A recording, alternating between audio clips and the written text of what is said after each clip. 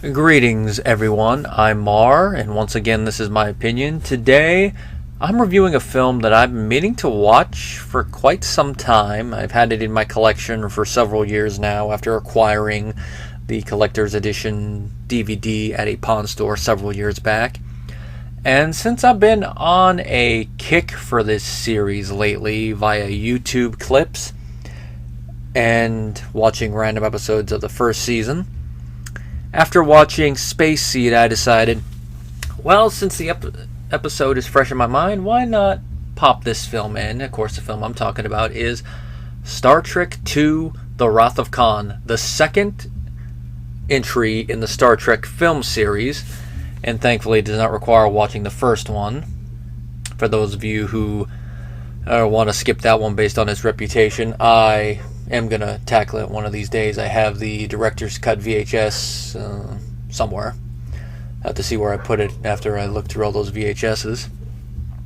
The movie came out in 1982. It's directed by Nicholas Meyer, who also directed the sixth film in the Star Trek series. Screenplay is by Jack B. Swords, and Meyer also had an uncredited hand in there. And it stars a majority of the original cast, in addition to the special co-star from the Space Seed episode, Ricardo Montalban, reprising his role as Khan Noonan Singh. Despite the fact that Montalban is not Indian, considering that Khan is supposed to be a character made using eugenics, I have no problem with this. And also there's the fact that Ricardo has that type of voice that it's so exotic, and the way his diction and pronunciation go for, you're like, oh man, this guy. The plot of this film was it takes place several years following both the original series and the previous film. Kirk is now an admiral in Starfleet. Instead of commanding a starship, he is now at the Academy teaching new students, along with Spock, who is a captain at this point. And for those of you who are not familiar with military ranks, they use Navy ranks mainly for Star Trek, so an admiral would be a 4-star rank, whereas a captain would be the equivalent of an army colonel. So Spock is still pretty up there too.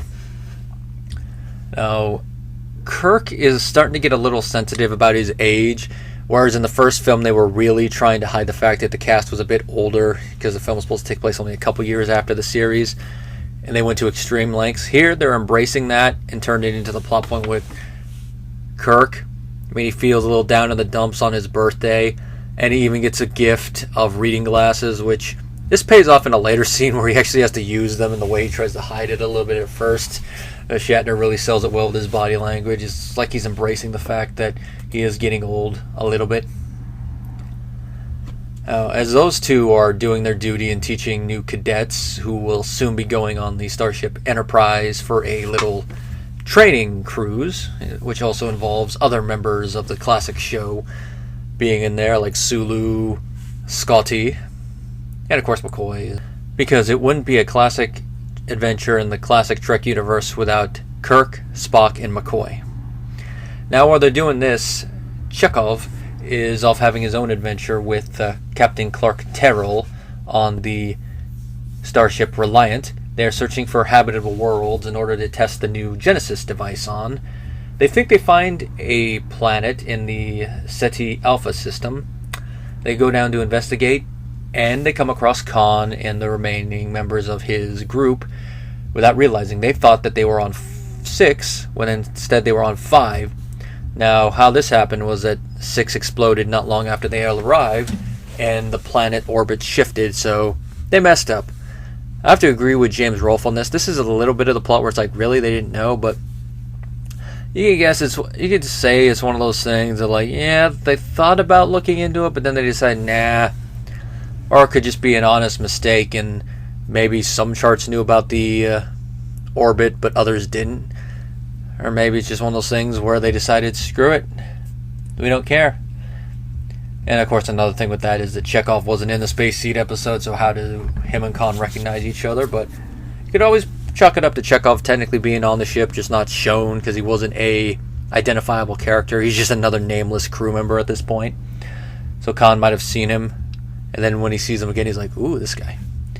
Now, having watched this back-to-back with Space Seed, Khan is a little bit more aggressive here than he was in the show. He was aggressive there, but here you also have that added thing of him slowly watching the members of his crew die along with his wife.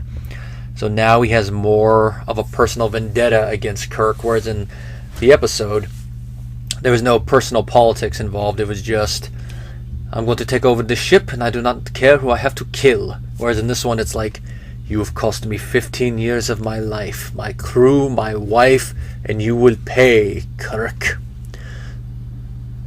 And once he gets control of the ship, and they come face to face with each other, view screen, it becomes a cat and mouse game between Kirk and Khan, especially once we find out that Khan wants to get his hands on Genesis.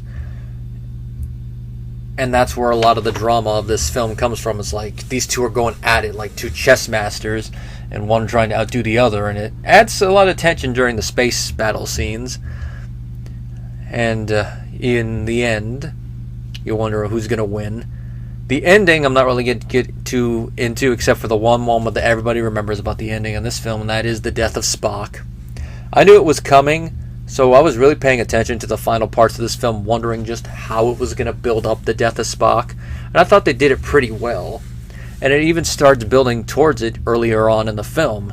And like I said, it ties into the whole thing between Kirk, Spock, and McCoy.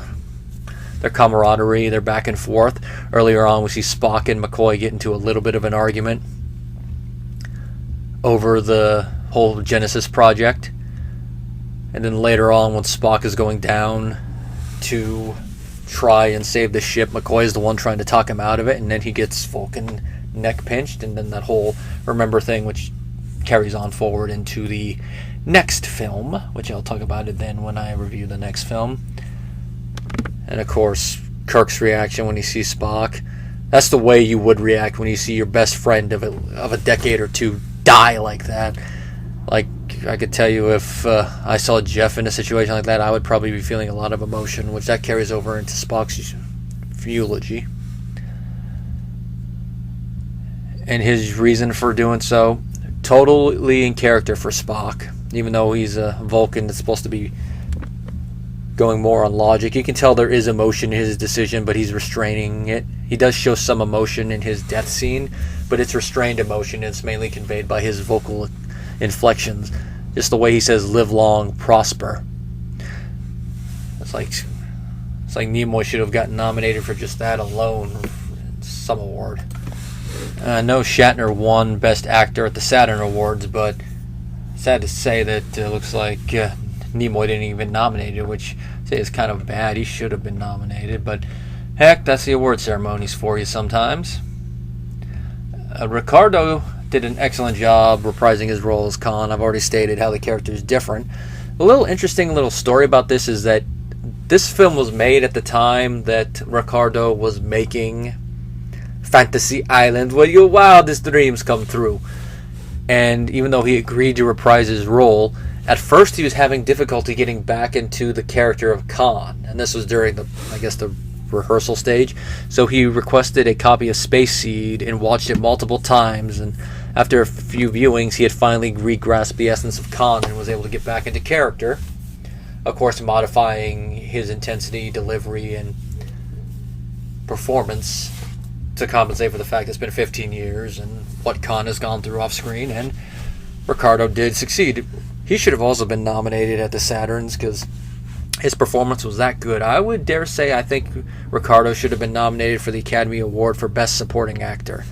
But we all know sci-fi, along with horror, is one of those genres that, other than maybe some of the technical awards, like special effects and sound design and maybe score, rarely get their just dues at the awards ceremony, even if it is justified. All of the original cast members do pretty good for what they have to work with. George Takei, he's only in bridge scenes, he's fine. Shatner, Nimoy, and Kelly are the heart of the film when it comes to the Enterprise size. They all have great back and forth. You really do believe that they're old friends, even if you haven't watched the original series and don't have any context to build off of when you start the film. By the time the second act is about halfway through, you really believe it. I mean, you believe that before then, but by then you're definitely sold. James Doohan also does a great job. Rest of the cast. Kirstie Alley as Lieutenant Saavik, I think, was a nice little addition to the cast. It kind of seemed like she had the hots for Kirk with how some of the scenes were built, but maybe that's just me taking that off of there. It was mainly the scene where she changed her hair that had me thinking that. Of course, they don't build off that element in the next couple films. In the next film, it seems like she is working with his son, and of course, the little thing with Spock, which I'll get to. Speaking of Kirk's son, I do like that they bring that into the film, and it also deals with him getting older, because, you know, fatherhood, his son's an adult, and just combined with the fact he's already feeling older, and then he meets his adult son, it's like, oy boy. Their first meeting goes off on the wrong foot, and having not watched the entire original series, I don't know if we actually see him in Miss Marcus's first meeting. If you know, if they do, just put it in the comments section. If we don't, that was a wasted opportunity, but if so, it'd be nice to see that episode and then come back and watch this film again so I can get some of those scenes in larger context within the show lore. The whole reason for why he wasn't there in the life, I understand, and when you combine that, them getting off on the wrong foot, with the last moment where they're talking with each other, where David tells Kirk that he is happy that he is his father. It was a nice little moment. It makes me wonder just how long did David know that Kirk was his father? Did he know from the get-go? Did his mother tell him off screen? If he knew from the get-go, that kind of adds a little bit more to his anger when he attacks Kirk at one point. But that's one of those, I guess, up to interpretation moments. James Horner did a great job with the score, that main theme he constructed for it. Dun, dun, dun, dun, dun, dun, dun. Just a great score. The cinematography by Gain Rasher, also great. William Dornish did a great job editing the film as well. The film clocks in at a little under 2 hours, and it goes by pretty quickly. There wasn't too many moments that dragged, and most of the ones that did, it was to build the tension, get you going, oh, all right, what's going to happen now, or linger on some of the character development moments. And the Genesis device, I have to say that's an interesting concept, and I knew about it even just from looking up stuff, but the way that they actually showed the Genesis planet being created, I'm like, okay, then what happens to it in the next film makes a lot more sense. And I have to agree with McCoy when it comes to the ethical implications. But I also agree with Spock a little bit. It's one of those things that in the right hands, you could do wonders with it. It's only in the wrong hands that it's bad. It's kind of like nuclear energy. When it's in the form of a bomb, in anyone's hands, it could be misused. No matter whose hands it would be. Russian, American, terrorists, no matter whose hands, you can misuse a nuclear bomb pretty quickly. Power plant, a little bit easier to use right. It's only when you get left field things like a tsunami or people who are in charge making the wrong decisions, like at Chernobyl, that you get issues there. And of course, if you want to go even further with the whole solar energy thing, aspect of nuclear energy, there's people thinking it's stupid to use, but that's a whole other argument for another day. But it's one of those things that you can see both sides, and there's not really a wrong or right answer. It's in that big gray area, which I do like that they do address it there. It just makes you sit there and think about, if you had this device, if it really existed, what would you do with it? I'd probably do what they're thinking of doing within that is find a deserted planet and then use it on that and then just see the effects of it. See if it works wonders like how we see in the underground portion at one point, or if it ends up doing what it does in the sequel.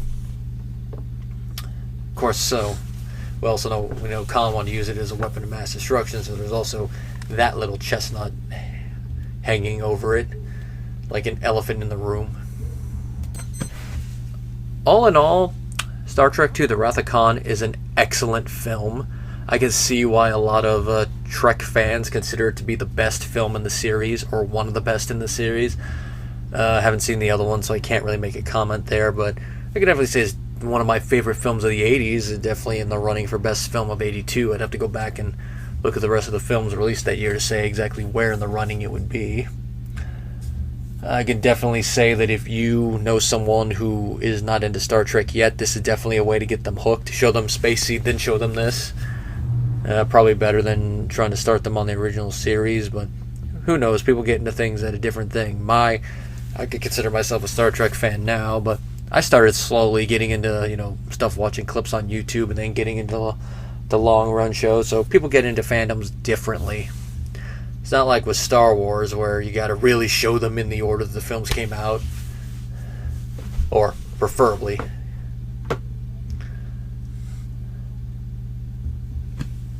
All in all, this is definitely a film that comes with my recommendation. I know there's probably most of the people who are my contemporaries have already seen this film and are like, really, you're late to the party?